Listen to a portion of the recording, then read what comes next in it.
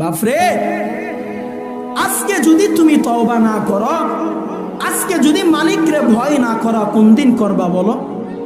কবে করবা? সেই দিন কি আজও আসবে?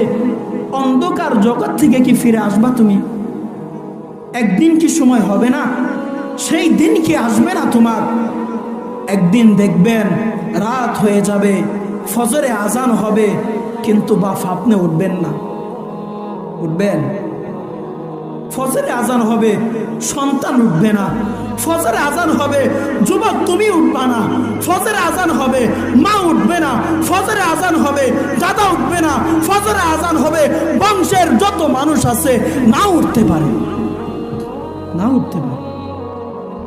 রাত হয়ে গেছে, সারাদিন গুনাহ করছো, রাত্রে গুনাহ করছো, সেই গুনাহ লইয়া নাপাক বুটিটা লইয়া ঘুমাইয়া গেছো। বাপ, ঘুমাইয়া গেছো।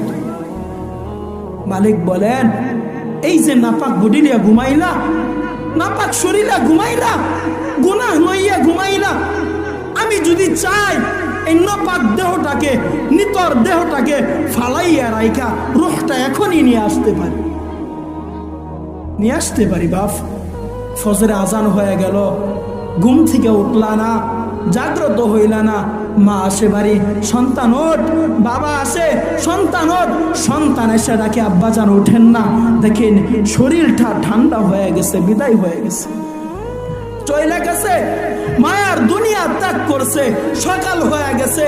এই কে কোথায় আছো? তাড়াতাড়ি লাশটাকে ধোয়ার ব্যবস্থা কর। বলবে কি বলবে না? বলবে। কত মানুষ চলে গেল বাপ, দাদার মতো মানুষ চলে গেল, বাপের মতো মানুষ চলে গেল, মায়ের মতো চলে গেল, দাদির মতো চলে গেল, বইনের মতো চলে গেল। কত আত্মীয় স্বজন আপনার আমার কাছ থেকে চলে গেছে। আওয়াজ দিয়ে বলেন, গেছেনি? ফিরে আসছে কেউ? ফিরে আসছে কেউ? আসে নাই বাপ, কেউ ফিরে আসে নাই। যে যায় কেউ ফিরে আসে না।